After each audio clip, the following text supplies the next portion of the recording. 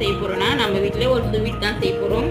ஒரு குலோப்ஜாம் மாவு 2 பாக்கெட் வாங்கினேன். ஒரு பாக்கெட் செஞ்சுட்டு ஒரு பாக்கெட் வச்சுருந்தேன். அதுதான் செய்யலான்ட்டு எங்கள் பொண்ணு செய்யன்னு டெய்லி கேட்டுனே இருக்குது. அதுக்கு தான் மாவு பால் ஊற்றி பிசைஞ்சின்னு இருக்கேன்.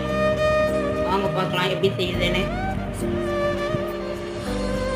பால் வச்சு பால் ஊற்றி செய்யலாம், தண்ணி ஊற்றி செய்யலாம். நான் பால் தான் ஊற்றி செய்கிறேன். ஆறின பால் வச்சு ஃப்ரெண்ட்ஸ் ஒரு 10 நிமிஷம் ஊறட்டும். அதுக்கப்புறம் நம்ம ஊற்றி செஞ்சு பார்த்துருக்கேன். பாகு காய்ச்சி இப்போ அதை மாரி வந்தால் போதும்.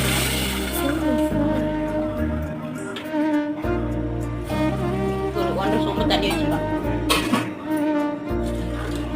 நல்லா காயிடும்.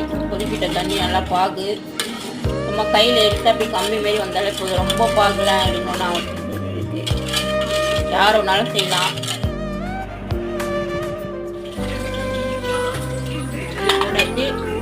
இன்னொரு விட பார்த்து எடுத்துருவோம். முடிச்சுட்டேன். ஏலக்காய் கொஞ்சம் போடுவோம்.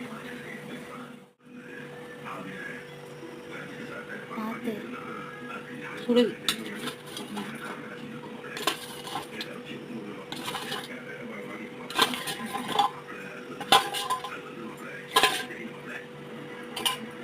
அவ்வளோதான் ஃப்ரெண்ட்ஸ். 1 மணி நேரம் ஊறட்டும். அப்புறம் பார்ப்போம். லைக் பண்ணுங்கள், ஷேர் பண்ணுங்கள். எப்படி இருக்குது பாருங்கள். உங்கள் வீட்டில் செஞ்சு பாருங்கள். எப்படி லைக் பண்ணுங்கள், ஷேர் பண்ணுங்கள். நன்றி, வணக்கம்.